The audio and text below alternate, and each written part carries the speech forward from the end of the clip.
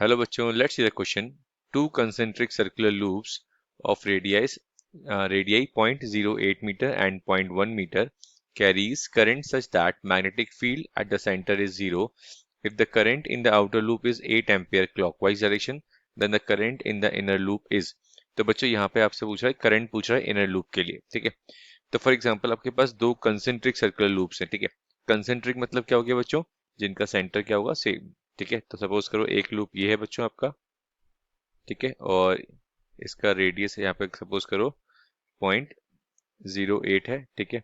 और यहाँ पर आपको दे रखा है, इसको मैं एक बार दोबारा बना लेता हूँ बच्चों, थोड़ा सा करेक्ट नहीं बन रहा ये, ठीक है। तो यहाँ पर सपोज करते हैं, ठीक है।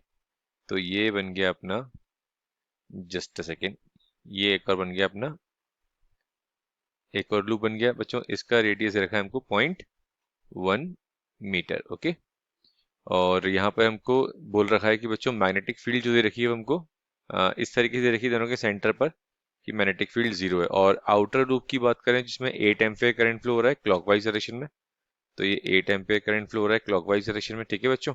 अब आपको सेंटर पर मैग्नेटिक फील्ड यहाँ पे जीरो दे रखी है। इसका मतलब ये हो गया कि जो नेट मैग्नेटिक फील्ड है V1 माइनस B2 किसके इक्वल दे रखा है यहाँ पे, जीरो के इक्वल। तो आप बोल सकते हैं B1 किसके इक्वल बच्चों, B2 के इक्वल। तो बेसिक की कंसेप्ट क्या होगा बच्चों, यहाँ पे आपका आपका की कंसेप्ट हो जाएगा, यहाँ पर आपको मैग्नेटिक फील्ड का फॉर्मूला क्लियर होना चाहिए, ठीक है। So your key concept is आपको मैग्नेटिक फील्ड का फॉर्मूला पता होना चाहिए due to a circular coil. तो magnetic field due to a current carrying circular coil at the center, current carrying a circular coil at center। तो इसका formula होता है बच्चों B equals to mu naught I upon 2R। This is the basic formula of magnetic field due to a current carrying circular coil at centre. तो इस फॉर्मूले को use करेंगे बच्चों और इजीली हम अपना आंसर कैलकुलेट कर लेंगे, ठीक है। तो लगाते हैं इस फॉर्मूले को बच्चों, जैसे कि मैंने आपको बताया अभी क्वेश्चन के अंदर क्या बोल रहा है, नेट मैग्नेटिक फील्ड जीरो है, तो B1 किसके इक्वल रख सकते हैं आप, B2 के। जो हमें दो कंसेंट्रिक सर्कुलर कॉइल दे रखी है उन दोनों की जो मैग्नेटिक फील्ड प्रोड्यूस हो रही है इंडिविजुअली, उनको आप क्या कर सकते हैं बच्चों, इक्वेट कर सकते हैं, ठीक है। तो ये आ जाएगा mu naught I1 upon 2R1 is equals to mu naught I2 upon 2R2, okay.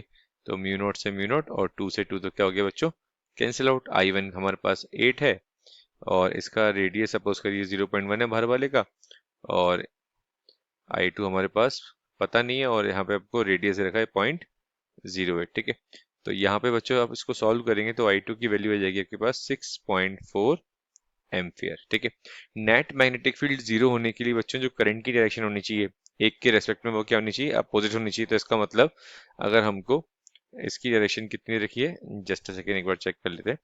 अगर ये हमको 8 एम्पियर वाले की डायरेक्शन अगर क्लॉकवाइज है बच्चों, तो इसका मतलब ये है जो अंदर वाले जो लूप होगा उसकी डायरेक्शन कैसी होगी बच्चों, इनर लूप की एंटी क्लॉकवाइज होगी, तभी हमारी नेट मैग्नेटिक फील्ड क्या होगी, जीरो होगी। तो ये एंटी क्लॉकवाइज डायरेक्शन होगी बच्चों इसकी, ठीक है।